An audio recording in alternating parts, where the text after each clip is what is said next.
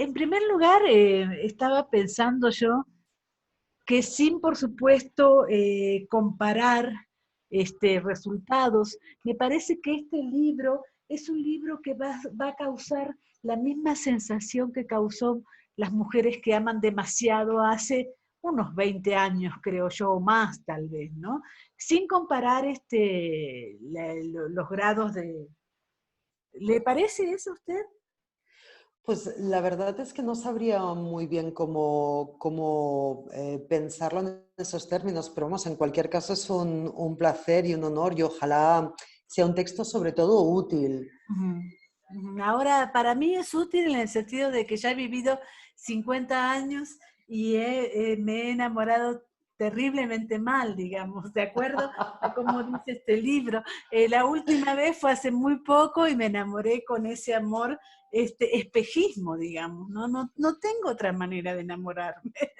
Claro, nos enamoramos como podemos, de hecho, como podemos, porque esto no es una cuestión individual, no nos lo inventamos nosotras un buen día individualmente cuando nos levantamos, sino que hay todo un sistema detrás de esto, ¿no? Así que hacemos lo que podemos. Ahora, hacer lo que podemos, por otro lado, nos lleva a ser propagandistas un poco de esa toxicidad que usted habla, ¿no? Sí, sin duda alguna. También porque todo como el sistema de propaganda, digamos, está lo bastante bien montado para que también en la actualidad nosotras seamos el mecanismo de propaganda y el mecanismo de disciplina, ¿no? Entonces, pues todo el imaginario en las redes sociales, por ejemplo, pero también en la vida cotidiana, que hacemos de la felicidad en pareja, toda esa exposición, todas esas cosas. Claro, vienen contribuyen a alimentar un poco pues todo ese discurso, efectivamente. Y yo creo que tomar conciencia de ello puede ser una cosa importante para todas. Ahora, es interesante también ver cómo las nuevas mujeres, me encantaría ahora tener 20 años, pero no necesariamente por ser más joven, sino por vivir todo lo que están viviendo ahora, descubriendo estas cosas que si yo las hubiera descubierto a los 20 años, estaría un poco más libre ahora, ¿no? Pues sí, posiblemente sí. Yo creo que es interesante como pensar que podemos contribuir sobre todo a la transmisión de estas cosas, ¿no? A la transmisión de estas cosas, me refiero de las cosas que nos han sucedido en la vida, para bien y para mal, que es también uno de los mecanismos que el capitalismo nos quiere arrancar, que Claro. no nos comuniquemos de manera intergeneracional, que no podamos aprender las unas de las otras, también nosotras de las más jóvenes, ¿no? Entonces, esa es una resistencia que a mí me gusta mucho y me emociona mucho. Ujú. Ahora, también es cierto que usted está en contra de la monogamia y yo pensaba preguntarle precisamente si es igual la monogamia entre los heterosexuales, entre los homosexuales, entre los trans. ¿Cómo ve usted esto? Yo no estoy en contra de la monogamia como práctica Ujú. y mucho menos de la monogamia como práctica entendida como una pareja de dos personas con exclusividad sexual. Creo que si ese es un pacto que es conveniente para las dos personas involucradas, Claro, pues estupendo. Y que sí, puede ser un pacto muy sano porque no está, la cuestión no es que sean dos o que sea la exclusividad sexual, sino como las dinámicas lo que hacen sí. que una situación sea más sana o menos. Pero sí que estoy claramente en contra de la monogamia como sistema, Mm. entendiéndola como un sistema que jerarquiza nuestros afectos y que hace que un tipo de pareja en concreto sea el único que existe, sea obligatorio y además se persiga cualquier otra forma de organización social que no pase por ahí. También las premodernas, digamos, formas de relación y de organización tradicionales que con la llegada de este sistema ya desde la modernidad han pasado a ser perseguidas, ¿no? Y todo tipo de disidencias, por supuesto, ¿no? Lo difícil que nos es intentar organizar nuestra vida y nuestra supervivencia a través de otros esquemas emocionales. Entonces, eso es en contra de lo que yo estoy claramente. Y ese sistema es heterosexual, entendiendo la heterosexualidad también no como una práctica, sino como un sistema político. El sistema monógamo necesita de lo que yo llamo hombres marca registrada y mujeres marca registrada, Sí, que va a que la son violencia, ¿no? son aquellas que el capitalismo necesita para producir Ujú. y necesita que estén en unos cajones estancos muy claros que además nos atrapan a todo el mundo. Todo el resto de posibilidades vitales no le interesan al capitalismo y no le interesan tampoco a este sistema, ¿no? Que solamente le interesa todo aquello que sea producción, lo cual incluye reproducción. Que sea heterosexual no quiere decir que las demás identidades y las demás vivencias lo hagamos distinto. La heterosexualidad también es un sistema, estamos todas educadas en la heterosexualidad, entonces también hacemos lo que podemos. La cuestión en las personas que no encajamos en ese sistema heterosexual es que por mucho que se nos imponga, al mismo tiempo el sistema también nos rechaza. Y eso nos genera muchas violencias, pero también genera que nuestras prácticas sean de alguna forma distintas. Mi hermana tiene a su libro en la mesita de luz y yo también ahora la voy a empezar a tener en la mesita de luz, pensando por otro lado en esas formas de violencia que usted menciona, porque entonces empecé a recordar a muchísimas violencias de las que yo había sido víctima y que no me había dado cuenta en ese momento, digamos, porque hay muchísimas violencias que por supuesto no es el feminicidio, que es donde termina la violencia extrema, pero que un poco, ¿por qué tenía yo que bancarme tantas cosas en esa relación, digamos, y que termina siempre con violencia, ¿no? Totalmente. Yo lo que me preocupa, que creo que por eso todo como mi esfuerzo, ¿no?, alrededor de esta cuestión, me interesa muy poco cuántas parejas tiene la gente, ¿no? Me parece estupendo si Claro. tienen 7, como si no tienen ninguna, me parece estupendo. Lo que sí me preocupa mucho es precisamente cuando llega la violencia en las relaciones, si es que llega, ¿no? Pero cuando llega, ¿por qué no podemos escapar? Sé que lo estamos analizando desde muchos otros espacios, ¿no?, y desde muchos otros ejes, pero yo pensaba que había que poner en el centro también el amor mismo. El amor no entendido como un sentimiento, que es como parece que lo hemos entendido hasta ahora, pero entendido como un método, como una herramienta de disciplina, ese amor, ¿no? Porque cuando llega la violencia no podemos escapar por cuestiones materiales que hay que tener en cuenta.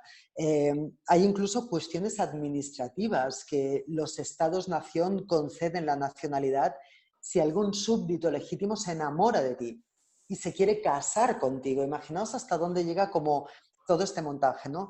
Entonces hay como cuestiones materiales muy claras que tienen que ver con el sustento material de la vida, que tienen que ver con la economía, que tienen que ver con la economía de las criaturas, tiene que ver todo eso.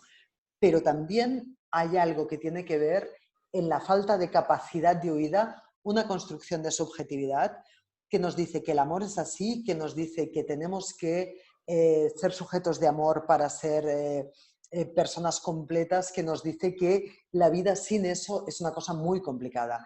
Y es muy complicada. El caso es que es cierto, el sistema hace que todo eso sea cierto. Entonces, esas son las líneas que a mí me preocupan y son las líneas que me han hecho a mí analizar cómo funciona este sistema, hacer una propuesta de análisis precisamente para que lo podamos desmontar. ¿Para qué? Para poder huir de la violencia, no para tener más novias, que si las queremos tener y también las tenemos, pues mira, bienvenido sea si se puede hacer de una forma bonita. También está el tema de la vergüenza. Yo no me quiero Sí, quedar sola, ¿no? Es decir, totalmente. es esa cosa tremenda, ¿no? Efectivamente, todo eso forma parte un poco de lo mismo, de Ujú. precisamente las maneras, ¿no?, que tiene el sistema para hacernos necesitar esto, para generar esa necesidad. Y también en ese sentido que creo que viene reforzando, ¿no?, lo que ya he dicho, en ese sentido a mí me molestan mucho, me enfadan mucho los discursos neoliberales, amorosos también, ¿no?, que nos dicen tienes que liberarte, tenéis que liberaros, ¿no? No tenéis que ser posesivas, no sé qué, no sé cuántos. Esto no funciona así. O sea, no podemos tener relaciones que no sean posesivas si todo nuestro sustento material, emocional, administrativo, legal, etcétera, moral incluso, depende de esa relación y de esa estructura relacional. No podemos liberar nuestra corporalidad si estamos siendo asesinadas, violadas, señaladas, estigmatizadas. Lo que hay que hacer es cambiar la situación para que todo eso deje de operar y efectivamente tengamos posibilidades para escoger más cosas, sean esas o no, pero sean posibilidades reales de escoger. Van mis últimas 3 preguntas. La primera sería, ¿qué le llama a usted el terror poliamoroso? Pues mira, qué cosa tan complicada también ha sido como trasladar ese título a geografías que yo no conozco. Ahí, claro, la suerte, el acompañamiento de la editorial, del equipo editorial, que les ha parecido bien el título, porque yo sé que puedo defender esa palabra tan fuerte en el contexto de Cataluña, digamos, pero sí es una palabra que sé que es una apuesta poética al mismo tiempo, pero dura. Entonces yo la usaba en principio, y vamos, y así la seguiré utilizando, por un lado porque parece que da mucho miedo, ¿no? El discurso analítico de la monogamia, ¿no? Parece que generamos una especie de terror, porque yo entiendo que el reducto amoroso tenemos puestas muchas cosas ahí, ¿no? Y es como complicado pensar que de repente también tenemos que cuestionar eso por una especie de bucle y de salto malabar intelectual, ¿no? Entonces, por eso me parece como importante explicar las razones por las cuales hay que poner el foco en eso y que poner el foco no significa que tengas que desmontar tu vida si es que tu vida está bien montada, pero sí que como entender más por qué hacemos las cosas, ¿no? Y entender también qué cosas promocionamos, en qué cosas ponemos eh, como toda la expectativa, etcétera, ¿no? Entonces, por un lado está ese terror.